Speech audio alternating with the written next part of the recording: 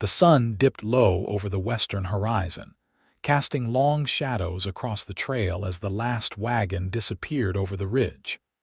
Lillian Morgan stood alone beside the broken wagon wheel, her face streaked with dust and dried tears.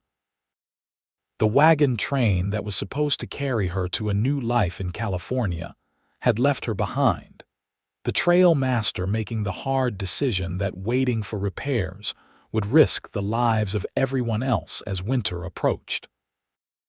At 22, Lillian had never felt more abandoned, more utterly alone in the vast wilderness of the 1857 New Mexico territory. "They ain't coming back, Miss Morgan," came a deep voice from behind her. Lillian whirled around to see Ryder Ingram, one of the cowboys who had been hired to guide the wagon train, sitting atop his chestnut stallion. His weather-beaten face was partially hidden beneath the wide brim of his hat, but she could see the resolve in his eyes. "Mr. Ingram." "Why are you still here?" she asked, her voice barely above a whisper. Ryder dismounted in one fluid motion, his spurs jingling as his boots hit the hard, packed earth. He was 30 years old, with shoulders broadened by years of hard work and eyes that had seen the harshness of the frontier. "Couldn't rightly leave a lady stranded in the middle of nowhere," he said, approaching her with measured steps. "Train's pushing hard to make the mountain pass before the snows come.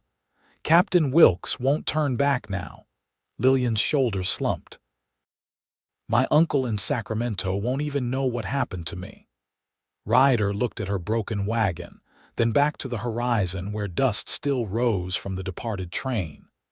With a certainty that came from years of making life or death decisions on the trail, he tipped his hat back and met her gaze. "We'll go together," he said simply. "I know these lands. I can get you to California." "Together," Lillian echoed, disbelief coloring her tone. "Just the two of us?" "Yes, madam. I reckon we can salvage what we need from your wagon, load my horse, and make for Glenrio. It's a small settlement about 3 days' ride from here. From there, we can figure our next move." Lillian stared at him, this man she barely knew beyond polite greetings at campfires.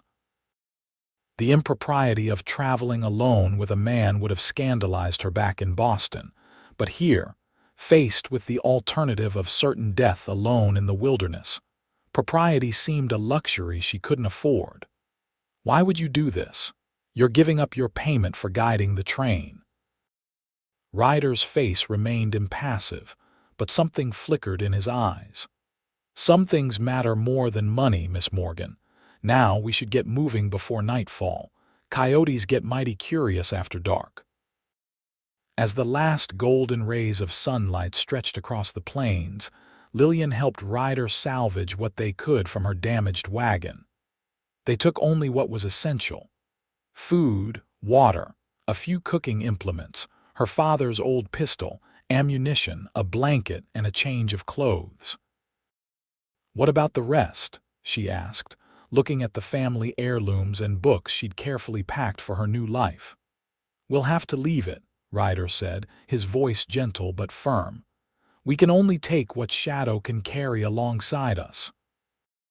Lillian nodded, trying to be practical, but she couldn't help running her fingers over the small wooden box containing her mother's jewelry. Ryder noticed her hesitation. "That's small enough to fit in your pocket." "Yes." "Then take it. Just that one thing." With trembling hands, Lillian slipped the box into her dress pocket, feeling a small measure of comfort in having this connection to her past. As they set off, Lillian walking alongside Ryder's horse, Shadow, she cast one final glance at the abandoned wagon. It had carried her family's hopes and dreams across half a continent, and now it stood as a lonely monument to broken plans. "We'll need to make camp soon," Ryder said, interrupting her thoughts. "There's a creek about an hour ahead with good shelter." Lillian nodded, squaring her shoulders. She was Jeremiah Morgan's daughter, and he hadn't raised her to wilt in the face of adversity. If this rough-hewn cowboy was willing to risk his life to help her, the least she could do was match his resolve. "Lead on, Mr. Ingram," she said, her voice stronger now. "I may not know much about surviving in this wilderness, but I'm a quick learner." For the first time since she'd met him, Ryder Ingram's stern face cracked into something approaching a smile. "I don't doubt that for a minute, Miss Morgan. And out here, folks just call me Ryder." As they walked side by side into the gathering dusk, neither could have foreseen how their paths, now intertwined by circumstance, would change them both forever. The creek rider had spoken of proved to be a small oasis in the arid landscape, with a few scrubby trees providing natural shelter. As Lillian collected kindling for a fire, Ryder unsaddled Shadow and set up a simple camp. "Have you always been a guide?" Lillian asked as Ryder expertly struck a flint, coaxing a small flame from the dry tinder. "No, madam. Was a ranch hand down in Texas for a spell.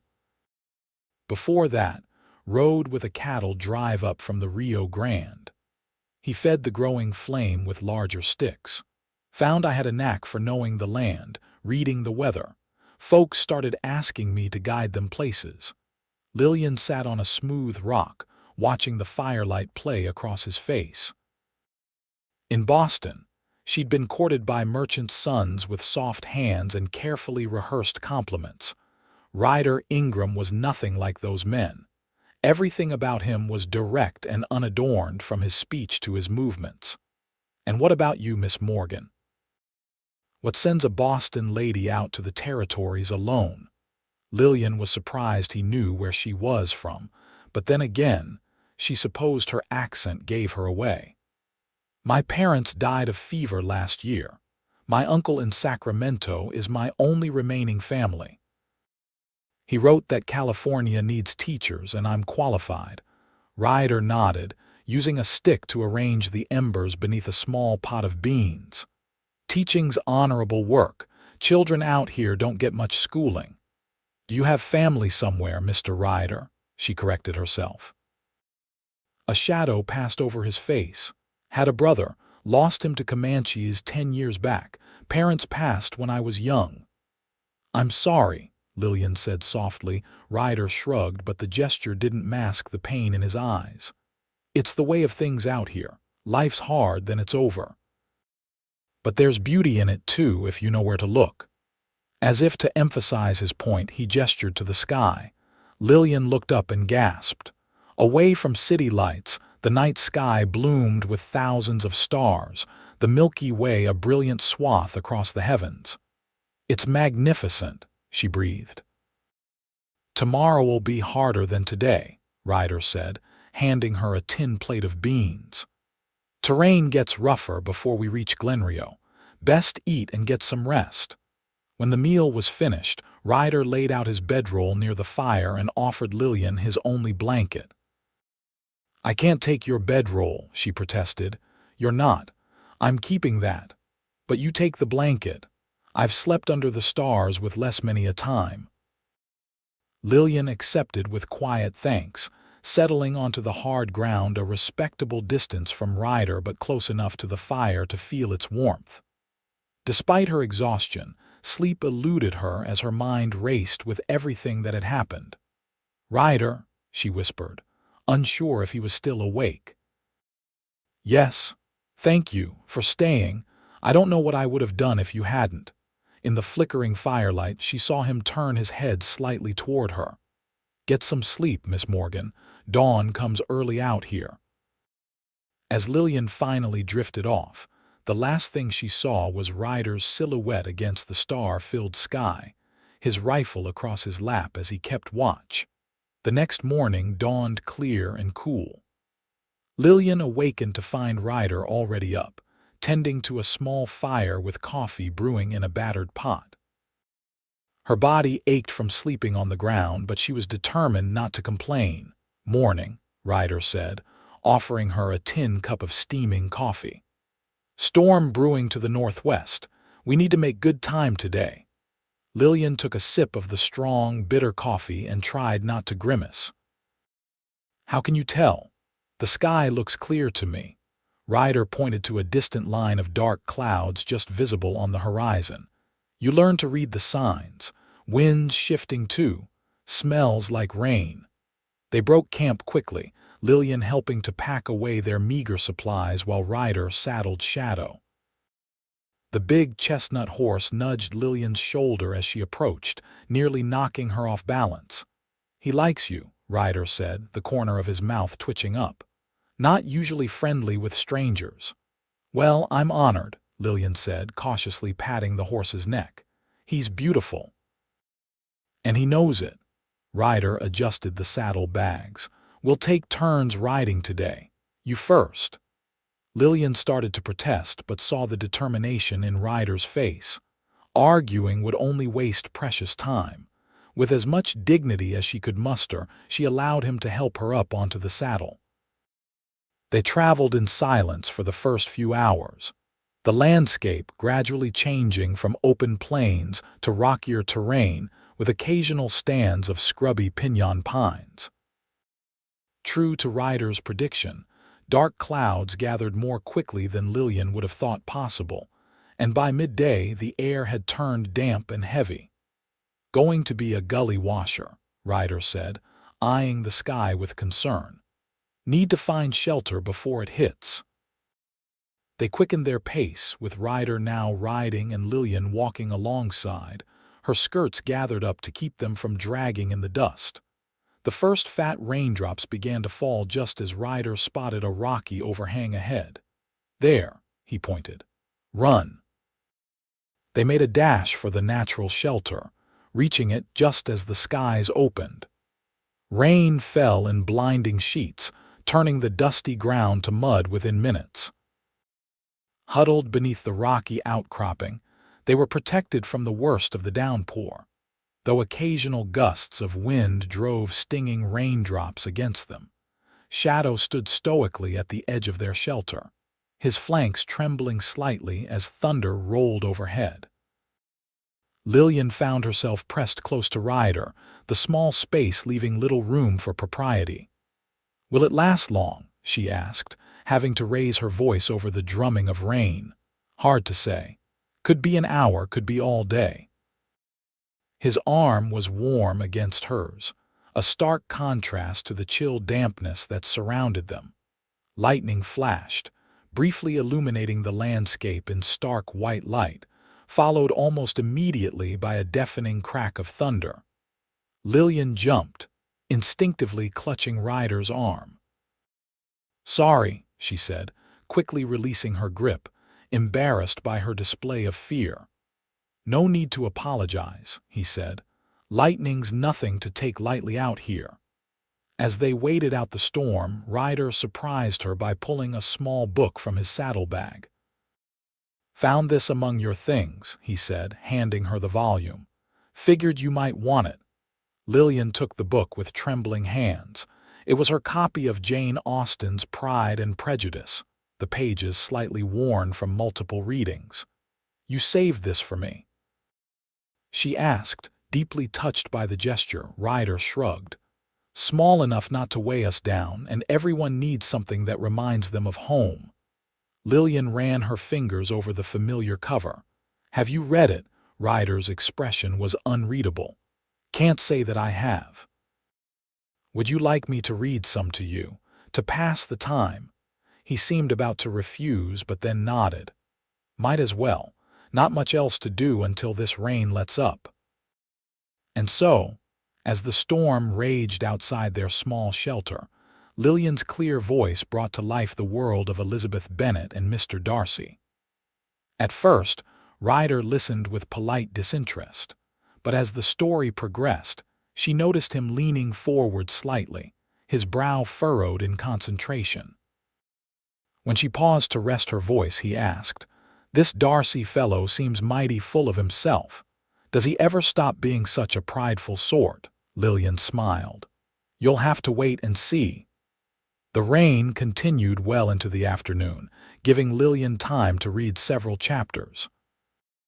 By the time the storm finally began to abate, leaving behind a fresh, clean scent in the air, Ryder seemed genuinely invested in the story. "We should get moving," he said reluctantly, peering out at the sodden landscape. "Won't make Glenrio by tomorrow at this rate, but we need to cover more ground before dark." They emerged from their shelter to find the world transformed. Puddles dotted the muddy ground, and the normally dry creek bed nearby now carried a swift current of brown water. "Going to be slow going," Ryder observed. "Ground's too soft for Shadow to carry both of us safely." They pressed on, their progress hampered by the muddy conditions. By nightfall, they had covered less distance than Ryder had hoped, and the temperature was dropping rapidly in the wake of the storm. "Cold night ahead," Ryder said as they made camp beneath a small cluster of trees. "Fire'll help, but it won't be enough." Despite his best efforts, the damp wood produced more smoke than heat. Lillian tried not to show how cold she was, but her shivering was impossible to hide. "Here," Ryder said, shrugging out of his heavy leather coat and draping it over her shoulders. "This'll help." "But you'll freeze," she protested, even as she gratefully pulled the warmth of the coat around her. "Got my bedroll, and I've weathered colder nights." He paused, looking uncomfortable. "Miss Morgan, I don't want to cause offense, but we might need to share body heat tonight, for survival." Lillian felt her cheeks flush despite the cold. "I understand." They arranged their bedding close to the struggling fire, and with as much propriety as the situation allowed, settled down side by side beneath the combined warmth of Ryder's bedroll and Lillian's blanket. "I never thought my journey west would turn out like this," Lillian said softly, staring up at the patches of stars visible through the tree branches. Beside her, Ryder was a solid, reassuring presence. "Life rarely goes according to plan out here." "What was your plan before you decided to help me?" There was a long pause before he answered. "Was thinking about heading to California myself. Maybe stake a claim, try my hand at something besides guiding. And now I'm making sure you get to your uncle safely, one day at a time." Lillian turned her head slightly, studying his profile in the dim light of the dying fire. "You're a good man, Ryder Ingram." His only response was to pull the blanket more securely around her shoulders, his calloused hand briefly touching her arm. That night, despite the cold and the hard ground beneath them, Lillian slept more soundly than she had since leaving Boston, lulled by the steady sound of Ryder's breathing beside her. The morning brought clear skies and a warming sun that slowly began to dry the muddy landscape. Lillian awoke to find herself alone beneath the blankets, but the smell of coffee told her Ryder wasn't far. "Thought you might sleep till noon," he said as she sat up, his tone lighter than she had yet heard it. "What time is it?" she asked, embarrassed at having overslept. "'Bout 8, near as I can figure." He handed her a cup of coffee and a strip of jerky. "Not much of a breakfast, but we need to ration our supplies. Should reach Glenrio by tomorrow afternoon if we push hard." As they traveled that day, Lillian noticed a subtle change in Ryder. He was still reserved, but he pointed out features of the landscape to her, naming plants and explaining how to find water in the seemingly barren terrain. "How did you learn all this?" she asked as he showed her how certain plants indicated underground water sources. "Some from my father before he passed. More from a Shoshone man who took pity on a fool kid trying to survive on his own. Rest I picked up along the way." "You were on your own as a child." Lillian couldn't imagine it. Ryder's expression darkened. "From 12 on. Father was killed in a dispute over water rights. Mother had already passed from tuberculosis." Lillian's heart ached for the boy he had been. "I'm so sorry," he merely shrugged. "Made me who I am." By midday, they had reached higher ground with a view that stretched for miles. Ryder pointed to a distant smudge on the horizon. "That's smoke from Glenrio. Still a good day's journey, but we'll make it by tomorrow."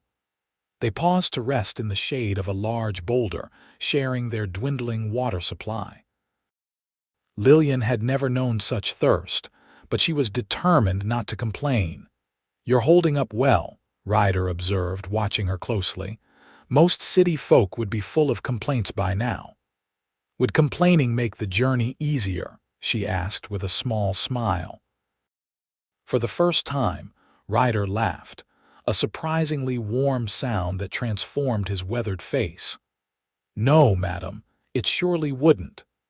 That evening, they made camp on a small rise that gave them a good view of the surrounding territory.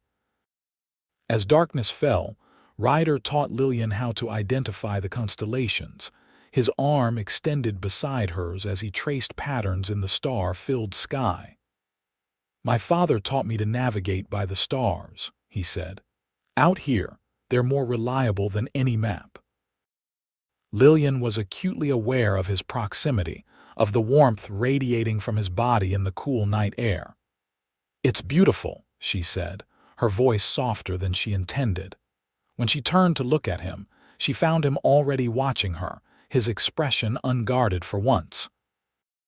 The moment stretched between them, filled with unspoken possibilities. Then shadow nickered softly from where he was tethered, breaking the spell. Ryder cleared his throat and moved away slightly. "Should get some rest. Tomorrow we reach Glenrio and things get complicated." "Complicated?" Lillian asked, confused by his sudden shift in mood. "Towns mean people. People mean questions about a man and woman traveling alone together," understanding dawned. "You're concerned about my reputation." Ryder's jaw tightened. "A lady like you has to think about such things." "And what about you? What do people think of Ryder Ingram?" His laugh was humorless this time. "Not much, that's good, I expect. Drifters don't inspire confidence in respectable folk." Lillian wanted to argue, to tell him how wrong he was about himself, but the weariness in his eyes stopped her. Instead, she simply said, "I trust you, Ryder. That should count for something." He looked at her for a long moment, something like wonder crossing his face before he masked it again. "Get some sleep, Miss Morgan. Glenrio awaits." The next day dawned clear and promised to be hot. They set out early, with Lillian riding shadow while Ryder walked alongside, his rifle slung over his shoulder. As the sun climbed higher, the heat became oppressive, and Lillian insisted they switch places despite Ryder's protests. By early afternoon, the buildings of Glenrio came into view, a small collection of structures that barely qualified as a town, with a general store, a saloon, a smithy, and a handful of houses scattered along a dusty main street. "Not much to look at," Ryder said as they approached, "but they'll have supplies and maybe news of other wagon trains heading west." Lillian suddenly became acutely aware of her appearance. Her dress was dirty and wrinkled, her hair a tangled mess beneath her bonnet. Next to her, Ryder looked no better, with several days' worth of stubble darkening his jaw and trail dust coating his clothes. "Perhaps I should try to make myself more presentable before we enter town," she said uncertainly. Ryder's eyes softened. "Wouldn't matter if you were dressed in silk or sackcloth, Miss Morgan. You'd still outshine every woman in Glenrio." The unexpected compliment rendered Lillian speechless, a blush rising to her cheeks. Before she could formulate a response, Ryder had already turned his attention back to the trail. As they entered the town, curious eyes followed their progress. Ryder led them directly to the general store, tying shadow to the hitching post out front. "Wait here," he told Lillian. "Let me get a feel for the place first." She nodded, grateful for his caution. While she waited, a young woman emerged from a nearby house, carrying a basket of laundry. She looked about Lillian's age, with sandy hair tucked beneath a practical bonnet. "Hello there," the woman called, her friendly smile revealing a dimple in one cheek. "You new to Glenrio?" "Just passing through," Lillian replied. "Our wagon train left without us after my wagon broke down. Mr. Ingram stayed behind to help me." The woman's eyebrows rose slightly. "Did he now? That's mighty gallant." She set down her basket and approached, extending her hand. "I'm Emma Pearson.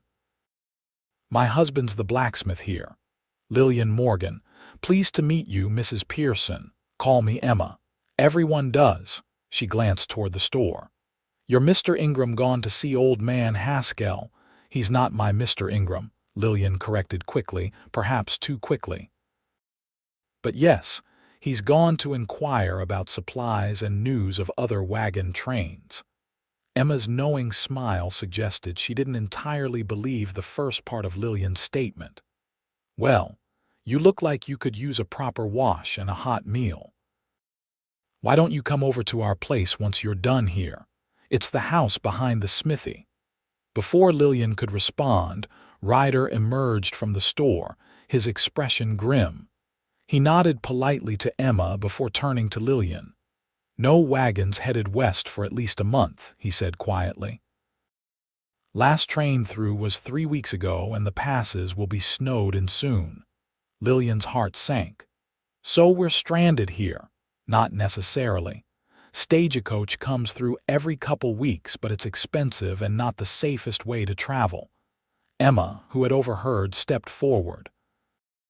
"Why don't you both come for supper tonight? My Thomas might have some ideas. He hears all the news from travelers passing through." Ryder hesitated, but Lillian quickly accepted. "That's very kind of you, Emma. We'd be delighted." After Emma left, Ryder raised an eyebrow at Lillian. "Making friends already?" She offered a bath and a hot meal. "I wasn't about to refuse." Lillian smoothed her dirty skirt self-consciously. "Besides, we could use some friendly advice." Ryder's expression softened. "You're right, and I could use a proper wash myself." He gestured to the building across the street. "That's the boarding house. Let's see if they have rooms available." The boarding house was run by a stern-faced widow named Mrs. Fletcher, who looked them up and down with barely concealed suspicion. "We don't allow unmarried couples to share rooms," she said firmly after Ryder inquired about accommodations. "We wouldn't dream of it," Lillian said quickly. "We require separate rooms, of course." Mrs. Fletcher's expression remained doubtful, but she eventually relented. "I have 2 small rooms at the back.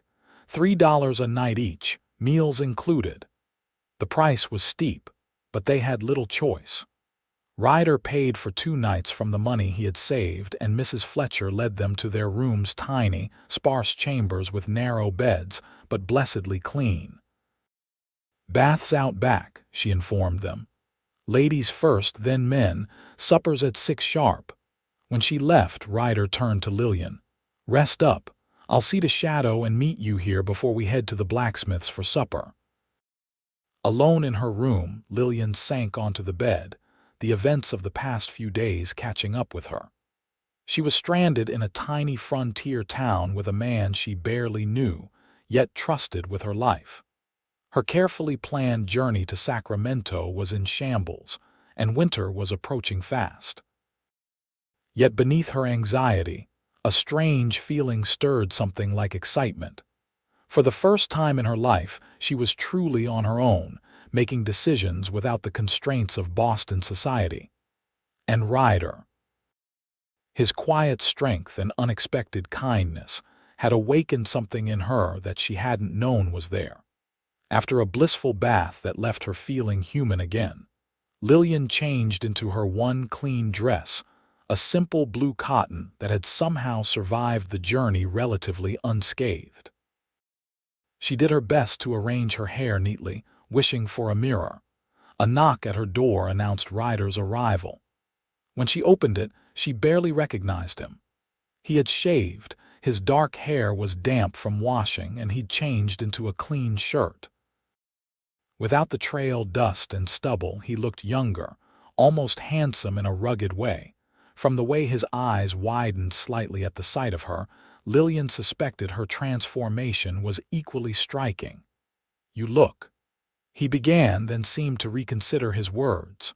"You look rested, Miss Morgan." "As do you, Mr. Ingram," she replied, fighting a smile at his obvious discomfort with compliments. They walked together to the blacksmith's house, where Emma welcomed them warmly. Her husband, Thomas Pearson, was a bear of a man with kind eyes and enormous hands blackened from his work. "So you're the folks who got left behind," he said after introductions were made. "Tough break, but you're lucky to have made it to Glenrio in one piece." The Pearsons' home was simple but cozy, with a sturdy table laden with food, rabbit stew, fresh bread, and preserved fruits. To Lillian, after days of jerky and beans, it was a feast fit for royalty. As they ate, Thomas confirmed what Ryder had already learned. No wagon trains this time of year, too risky with winter coming on, but there's talk of a cattle drive heading to California next month. Might be they'd take on an extra hand and his lady friend. Ryder glanced at Lillian. A cattle drive's no place for a woman, especially one not used to the trail. "I managed our journey here well enough," Lillian protested. "That was different." A cattle drive means weeks on the move, sleeping rough every night and all manner of dangers. Emma looked between them with interest. "There is another option. You could winter here in Glenrio. The stagecoach will resume regular service in the spring." "Winter here," Lillian echoed. The thought of spending months in this tiny settlement hadn't occurred to her. "Might be your best bet," Thomas said. "We're a small community, but we look after our own, and we could use a teacher for the children." Lillian sat up straighter. "You have children who need schooling." Emma nodded eagerly. "About a dozen between 6 and 14. No proper teacher since Miss Abernathy left to get married last year. I've been doing what I can, but I'm no teacher." "I am," Lillian said, a new possibility taking shape in her mind. "I taught in Boston for 2 years before deciding to head west." Ryder watched her, his expression unreadable. "Seems like Providence might have had a hand in our situation after all." After dinner, as they walked back to the boarding house in the gathering dusk, Lillian's mind raced with plans and possibilities. "I could teach the children through the winter," she said excitedly. "And in spring, when the pass is clear, we could continue to Sacramento." Ryder's steps slowed. "We." Lillian stopped, suddenly uncertain. "I just assumed. That is, I thought perhaps." "Miss Morgan," Ryder said gently, "I promised to get you to safety, and I have. Glenrio isn't Sacramento, but it's civilization. You don't need me anymore." The words hit her with unexpected force. "Are you saying you plan to leave?" In the fading light, his expression was difficult to read. "I'm a drifter, Miss Morgan. It's what I do." "I see." Lillian fought to keep the disappointment from her voice. "Well, I appreciate all you've done for me. I wouldn't have survived without your help." They continued walking in silence, the easy camaraderie of the past days suddenly strained. When they reached the boarding house, Ryder paused at the door.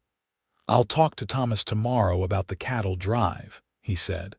"If I do join up, I'll make sure you're settled here first."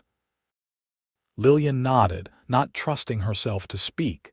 She had grown accustomed to his presence, to his quiet strength and rare smiles. The thought of continuing without him left her feeling strangely bereft. "Good night, Mr. Ingram," she managed to say. "Good night, Miss Morgan." In her small room, Lillian sat on the edge of the bed, troubled by the hollow feeling in her chest. She had known Ryder Ingram for less than a week, yet the thought of him leaving affected her more deeply than she cared to admit. It was foolish, impractical, and utterly improper to feel this way about a man she barely knew. Yet as she prepared for bed, she couldn't shake the memory of his eyes when he'd seen her in her clean dress, or the warmth of his body beside hers on those cold nights under the stars. Somewhere between the broken wagon and Glenrio, Ryder Ingram had become more than just her rescuer, and now he was planning to leave. The next morning dawned bright and clear. Lillian rose early, determined to make the most of her situation. After breakfast in the boarding house's small dining room, which Ryder did not attend, she set out to speak with Emma about the possibility of teaching the town's children. She found Emma hanging laundry behind the blacksmith shop. "Good morning. I was hoping to discuss the teaching position further." Emma's face lit up. "I was just about to come find you. I've already spoken to some of the mothers, and they're thrilled at the prospect of having a real teacher for their children." "That's wonderful. But I don't even know where classes would be held. The town has a small meeting hall that's been standing empty except for Sunday services. It would need some cleaning and fixing up, but it could serve as a schoolhouse easily enough." As Emma showed Lillian around Glenrio, introducing her to families with school-aged children, Lillian's spirits lifted. Perhaps this unexpected detour in her journey was meant to be. By midday, plans for the school were taking shape. The town council, consisting of the general store owner, the saloon keeper, and Thomas Pearson, had agreed to provide a small stipend for teaching. Several families offered furniture and books, and Emma promised to help get the meeting hall ready. Lillian was returning to the boarding house, her mind full of plans for lessons and schedules, when she spotted Ryder leading Shadow from the small livery stable. Her heart sank as she realized he was preparing to leave. "Mr. Ingram," she called, hurrying toward him. He turned, his expression carefully neutral. "Miss Morgan, heard you've been busy this morning." "Yes, the teaching position seems to be working out." She hesitated, then asked directly, "Are you leaving today?" Ryder adjusted Shadow's saddle strap, not meeting her eyes. "Cattle Drive leaves from a ranch about 20 miles south in 3 days. Thought I'd ride out, see if they need another hand." "I see." Lillian tried to keep her voice steady. "Will you return to Glenrio afterward?" Now he looked at her, his eyes searching her face. "Would you want me to?" The directness of his question caught her off guard. In Boston, men and women danced around their feelings with carefully chosen words and proper decorum. Out here, with the vast sky above them and the unforgiving land stretching in all directions, such niceties seemed foolish. "Yes," she said simply, "I would." Something shifted in his expression, a softening around his eyes. "Why?" Lillian took a deep breath. "Because despite the circumstances, these past days with you have been important to me. Because I've never met anyone quite like you, Ryder Ingram. Because the thought of you riding away leaves me feeling." She faltered, unable to find the right words. Ryder took a step toward her, then stopped, acutely aware of the curious glances from townsfolk going about their business. "Miss Morgan Lillian," he said, his voice low. "A lady like you shouldn't tie herself to a man like me. I've got nothing to offer but hard living and uncertainty." "Perhaps you should let me decide what I want," she replied with more boldness than she felt. "And right now, what I want is for you to stay in Glenrio, at least until spring." Their eyes held for a long moment, the air between them charged with unspoken possibilities. Finally, Ryder's shoulders relaxed slightly. "Cattle Drive pays good money," he said.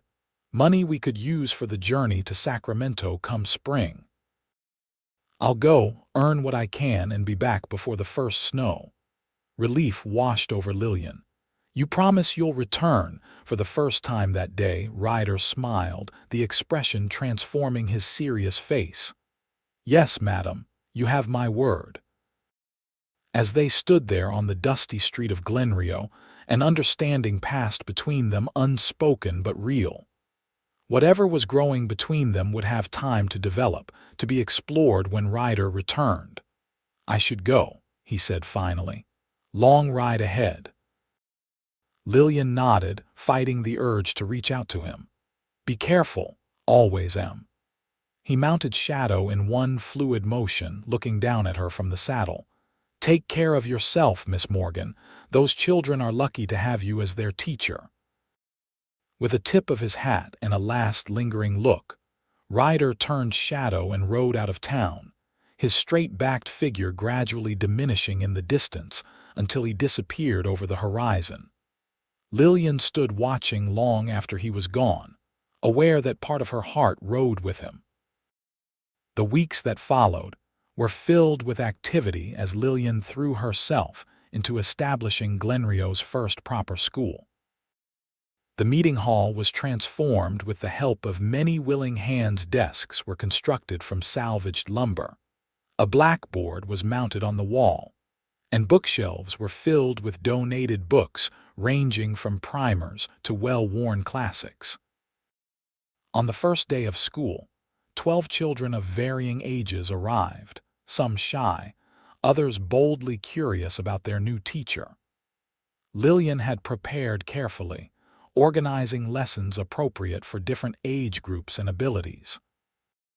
"Good morning, children," she said, trying to project confidence despite her nerves.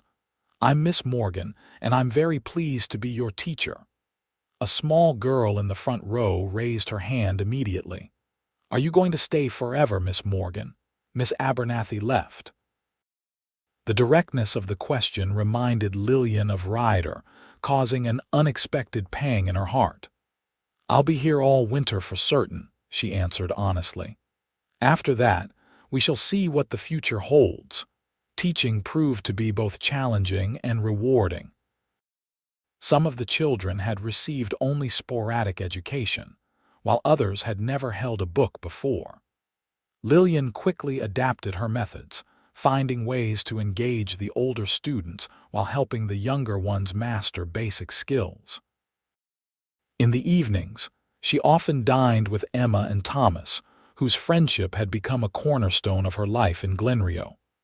2 weeks after Ryder's departure, as they sat around the Pearsons' table, Emma asked the question Lillian had been avoiding. "Have you heard from your cowboy?" Lillian focused on her plate. "He's not my cowboy, Emma, and no, I haven't heard anything." Thomas exchanged a glance with his wife. "Cattle drives can take weeks, even months, no way to send word from the trail." "I know," Lillian said, forcing a smile. "I'm sure he's fine." But as October gave way to November, and the first cold winds began to blow across the plains, Lillian found herself watching the horizon with increasing anxiety. Ryder had promised to return before the first snow, but the skies grew heavier each day, threatening winter's arrival. On a particularly cold afternoon, as Lillian dismissed her students, she noticed unusual activity in the town center. Several men on horseback had arrived, trail-worn and weary. Her heart leaped with hope, but a quick scan of the group revealed no sign of Ryder's familiar figure. One of the riders dismounted near her as she walked toward the boarding house. "Afternoon, madam," he said, tipping his hat. "You wouldn't happen to know where a man might get a hot meal in this town?" "The boarding house serves supper at 6, she replied.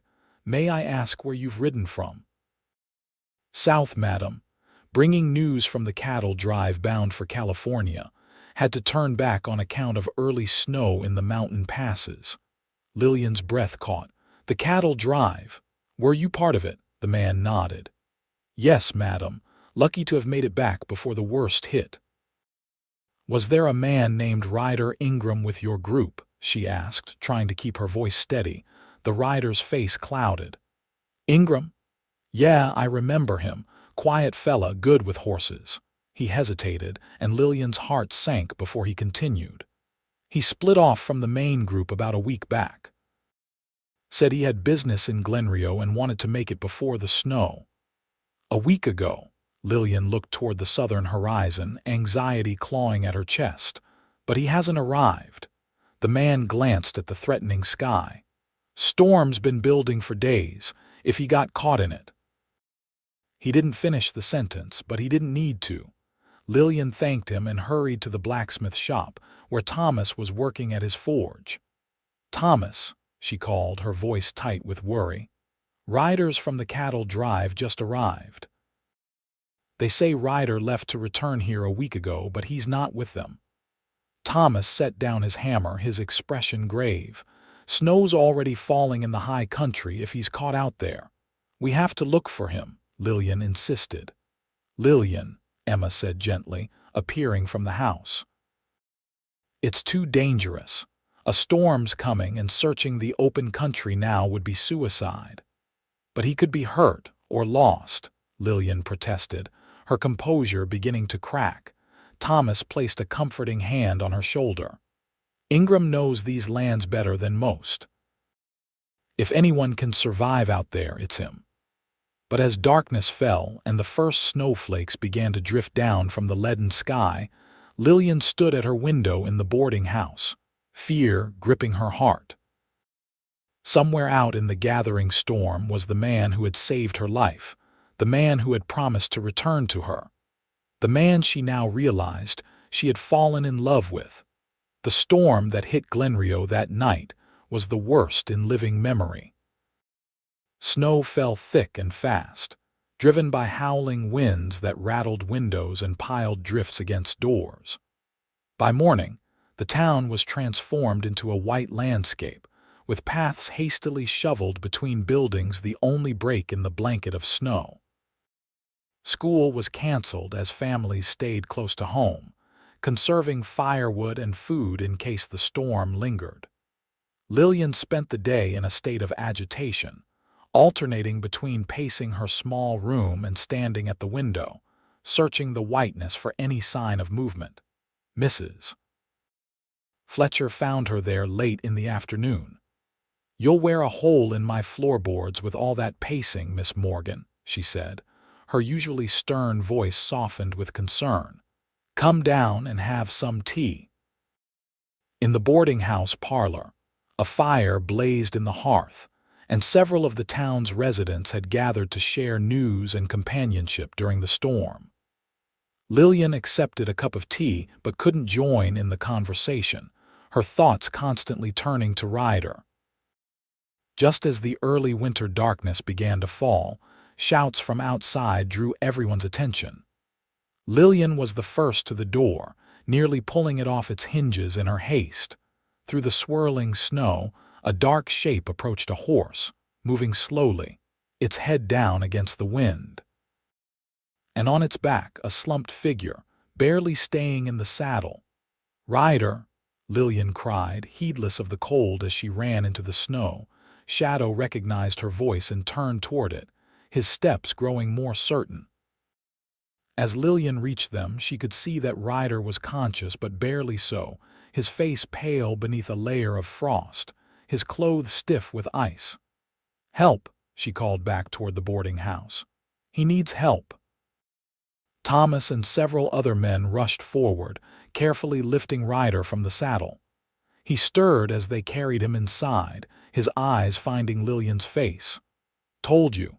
I'd come back," he managed, his voice a hoarse whisper. "You stubborn, foolish man," she said, tears freezing on her cheeks. "You nearly died out there." A ghost of a smile touched his cracked lips. "Worth it. To see you again."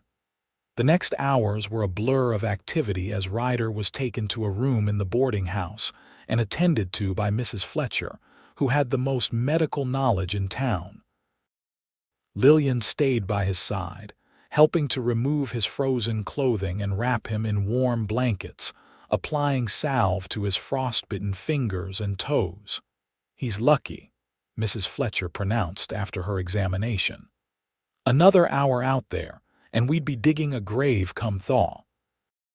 When they were finally alone, with Ryder propped up on pillows and sipping hot broth, Lillian allowed her composure to break. "I thought I'd lost you," she said, tears flowing freely now. "When that Ryder said you'd left the cattle drive a week ago." Ryder reached for her hand, his movements stiff and painful. "Got caught in the first wave of the storm, had to hole up in a cave for days." His eyes held hers. "Thought if you kept me going, couldn't break my promise." Lillian squeezed his hand gently, mindful of his injuries. "Why did you leave the cattle drive early? It was dangerous to travel alone. Heard talk that the passes might close early this year. Wanted to get back to you before that happened." His gaze was steady despite his weakened state. "Realize something out there on the trail, Lillian. Life's too short and too uncertain to waste time denying what matters." "And what matters?" she asked, her heart pounding. "You," he said simply. "You matter to me more than I thought possible, more than makes sense for a man like me and a woman like you." Lillian felt a weight lift from her heart, replaced by a soaring joy that took her breath away. "I think perhaps you don't understand women like me very well, Ryder Ingram, because this woman has been counting the days until your return, watching the horizon, and praying for your safety." His eyes widened slightly. "You have?" "Yes." She leaned closer, propriety forgotten in the face of how nearly she had lost him. "Because somewhere between that broken wagon and Glenrio, I fell in love with you." For a moment, Ryder seemed unable to speak, emotion washing over his weathered face. Then he reached up with his bandaged hand to touch her cheek. "Never thought I'd hear those words from someone like you," he said, his voice rough with feeling. "Never thought I'd deserve to." "Love isn't about deserving," Lillian said softly. "It's about finding the person who makes you feel complete. And for me, that's you, Ryder."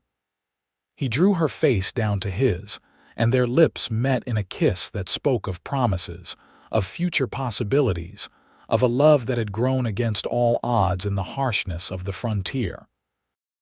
When they finally parted, Ryder said with a smile, "Guess I won't be heading to California come spring after all."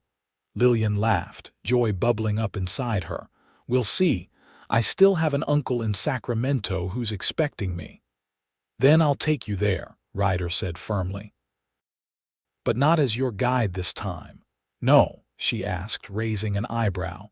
"What will you be?" His eyes held hers, serious now. "Whatever you want me to be, Lillian Morgan. Friend, companion, husband if you'll have me." The word husband hung in the air between them, full of promise and possibility. Lillian's heart swelled with love for this man who had stayed behind when everyone else had moved on, who had said, "We'll go together," and had kept that promise despite all odds. "I'll have you, Ryder Ingram," she whispered. "As my husband, my partner, my love. Wherever life takes us, we'll go together." As the snow continued to fall outside, blanketing Glenrio in pristine white, Lillian and Ryder held each other, their future stretching before them like an unwritten story, one they would write together, one day at a time. Winter in Glenrio proved to be both harsh and beautiful. The town was effectively isolated by deep snow and freezing temperatures, but its residents pulled together, sharing resources and helping one another through the difficult months. Lillian's school continued, with children bundled in layers of clothing making their way through the snow each morning. The schoolroom was kept warm by a pot-bellied stove that Thomas had installed, around which the youngest children often gathered during their lessons. Ryder recovered slowly from his ordeal, his strength returning gradually under Lillian's attentive care. By Christmas, he was able to move about the town, though he still favored his right leg where frostbite had been most severe. Their engagement was announced at the town's Christmas celebration, held in the same meeting hall that served as the schoolhouse. The news surprised no one. The bond between the schoolteacher and the cowboy had been obvious to all since his dramatic return. "About time you made it official," Thomas said, clapping Ryder on the shoulder. "Never seen two people more meant for each other." Emma embraced Lillian warmly. "I knew it from the moment I saw you two together. Some things are just meant to be." With the blessing of the town behind them, Lillian and Ryder began planning their future. They decided to marry in the spring, when travel would be possible again. "My uncle should be here for the wedding," Lillian said as they sat together in the boarding house parlor one evening in January. "I've written to him explaining everything. The letter will go out with the first mail delivery when the road's clear."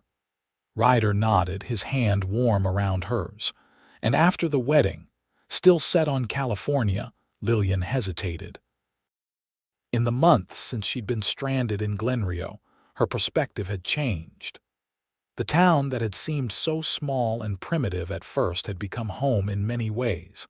Her students were making remarkable progress, and the community had embraced her as one of their own. "I'm not sure anymore," she admitted. "There's important work to be done here. These children need education, and the town is growing." "It is at that," Ryder agreed. The cattle drive had brought unexpected prosperity to Glenrio, with several of the drovers deciding to settle in the area. "Thomas says they're planning to expand the smithy, maybe add a proper carpentry shop come spring." "What about you?" Lillian asked. "Would you be content to stay in one place after all your years of wandering?" Ryder's eyes softened as he looked at her. "My wandering days are done, Lillian. Home isn't a place for me anymore, it's wherever you are." His words warmed her heart, but she wanted him to be truly happy, not just accommodating her wishes. "But what would you do here?" "Been talking with Thomas about that," Ryder said. "The town needs someone who knows horses, who can run a proper stable and maybe start breeding stock. With the stagecoach coming through regular and new settlers arriving, there's good business in it." Lillian could see the enthusiasm in his eyes as he spoke. "You'd enjoy that, wouldn't you?" "I would." He squeezed her hand. "And there's land available south of town. Good grazing land with a creek running through it. Could build a house there, maybe a small ranch eventually." The vision he painted was appealing, a home of their own, Ryder working with the horses he loved, Lillian continuing to teach. A life built together in this frontier community that had brought them together. "It sounds wonderful," she said sincerely. Ryder's face grew serious. "But what about your plans? Your dreams of Sacramento?" Lillian thought about the letter she'd received from her uncle before leaving Boston, describing the opportunities in California. It had seemed like the answer to her prayers then, a chance to escape the painful memories of her parents' deaths and the well-meaning but suffocating concern of family friends. "Dreams change," she said softly. "I wanted to go west to find purpose, to make a difference. I've found that here in Glenrio." She met his gaze. "And I've found you." The winter months passed slowly, marked by cozy evenings spent planning their future and days filled with work and community. Ryder regained his strength and began helping Thomas at the smithy, learning basic metalworking skills while sharing his knowledge of horses and trail craft.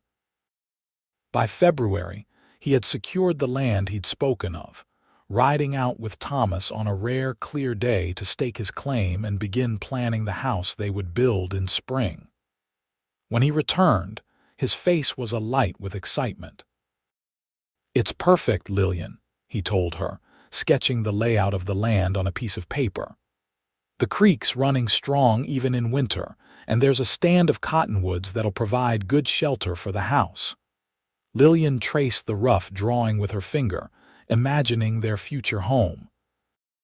"How soon can we start building?" "As soon as the ground thaws enough to dig foundations.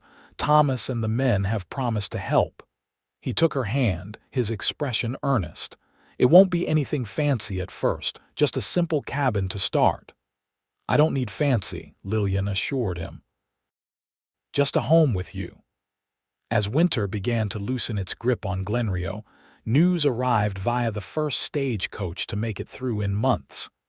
The driver brought letters from Sacramento, including a response from Lillian's uncle to her earlier message about her change in circumstances.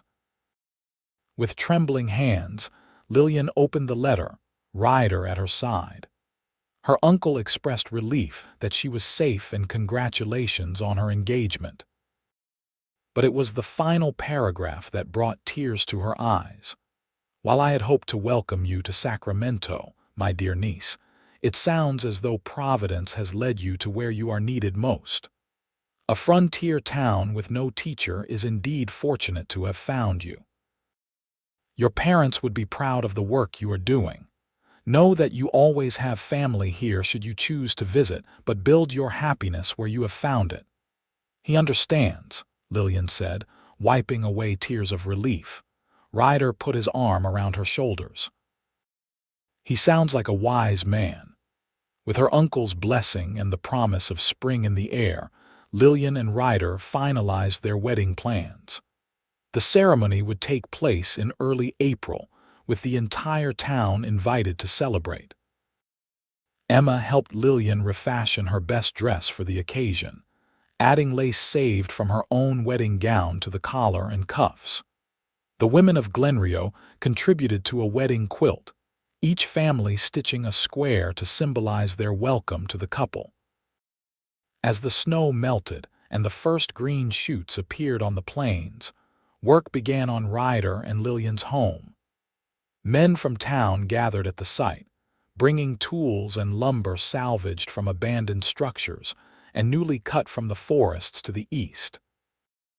Ryder worked alongside them every day, returning to the boarding house each evening exhausted but filled with satisfaction at the progress being made.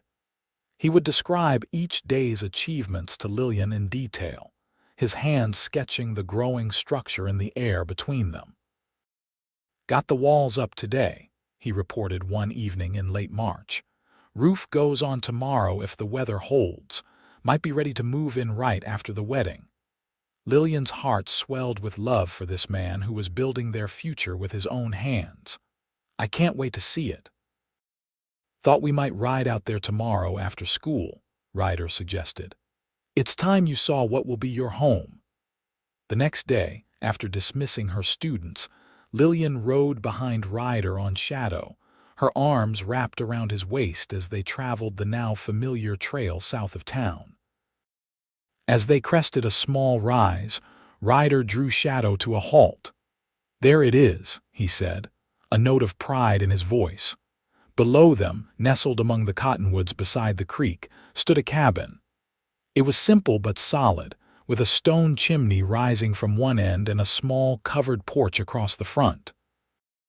Nearby, the foundation had been laid for what would eventually be a stable. "Oh, Ryder," Lillian breathed, taking in the sight of their future home. "It's perfect." He helped her down from the horse, and they walked hand in hand toward the cabin. Inside, the main room was spacious, with windows that would catch the morning and evening light. A stone fireplace dominated one wall and doorways led to what would be a bedroom and a small kitchen. "It's just the beginning," Ryder said, watching her face as she explored. "We can add on as needed." Lillian turned to him, her heart full. "As needed," he smiled, understanding her meaning. "For children when they come, for family." She moved into his arms, resting her head against his chest. "Our family. I like the sound of that." They stood together in what would be their home, the late afternoon sunlight streaming through the windows, painting golden patterns on the new wooden floor.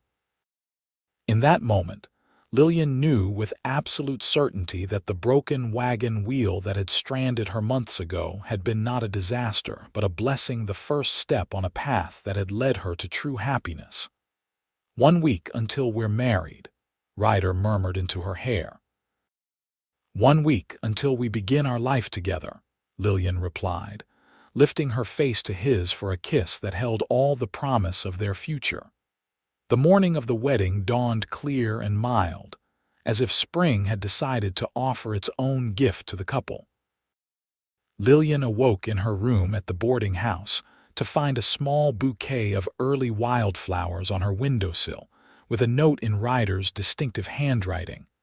"Until later, with all my love." Emma arrived soon after, bringing with her the wedding dress they had worked on together, and a chorus of excited women from town ready to help the bride prepare.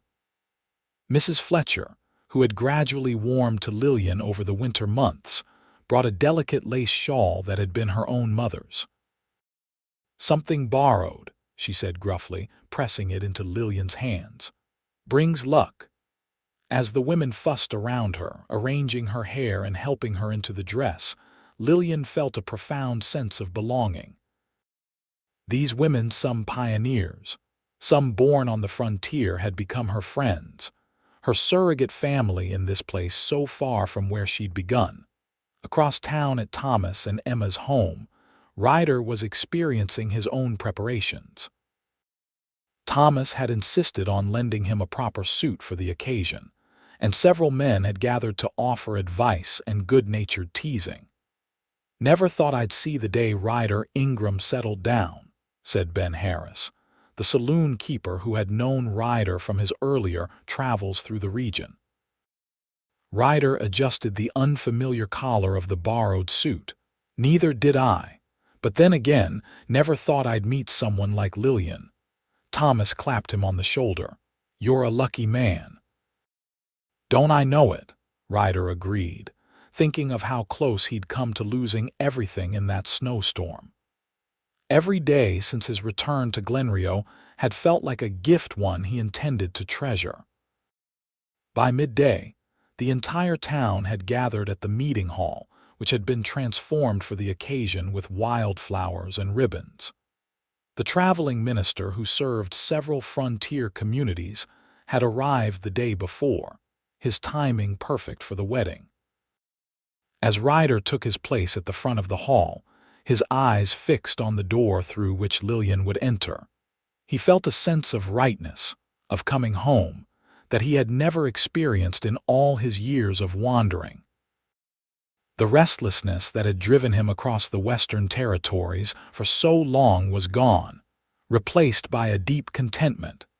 When the door opened and Lillian appeared, a collective murmur of appreciation rose from the gathered townspeople. She was radiant in her refashioned dress, her hair adorned with wildflowers, her eyes shining with love as they found Ryder's across the room. Thomas escorted her down the aisle, having offered to stand in for her absent father.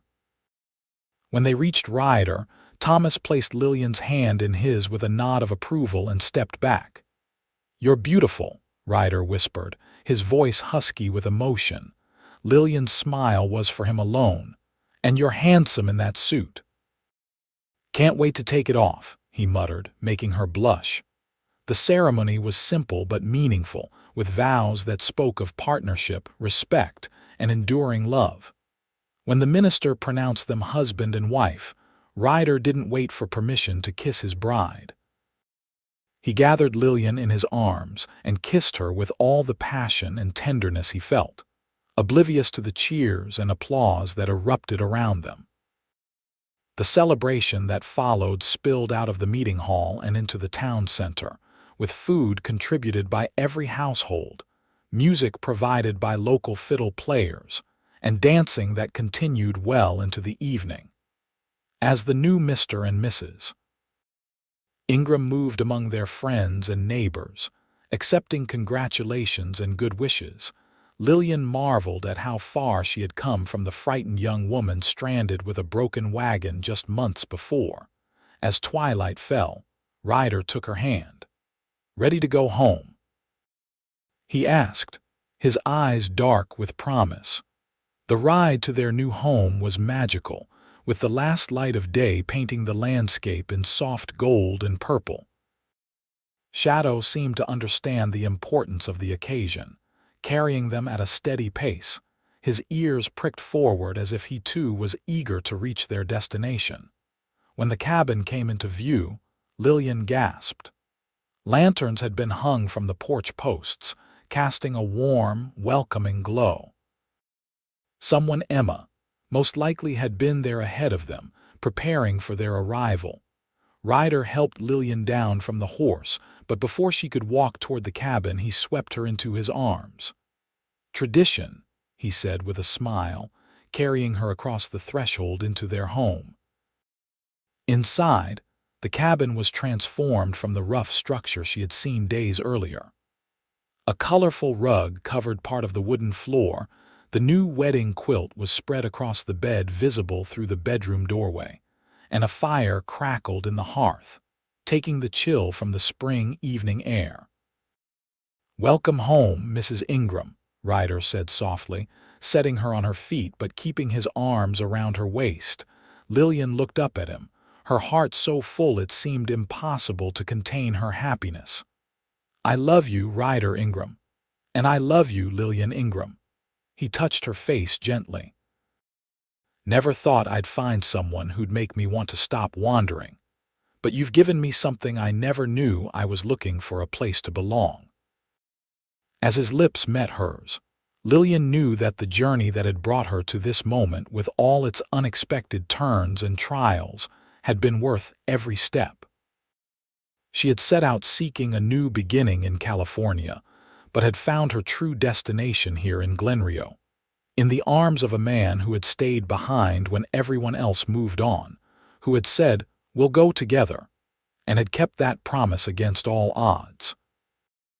In the years that followed, Ryder and Lillian's love only deepened as they built their life together. The small cabin expanded as their family grew, first with the birth of their son, James Thomas Ingram, a year after their wedding, and then with twins, Sarah and Samuel, 2 years later.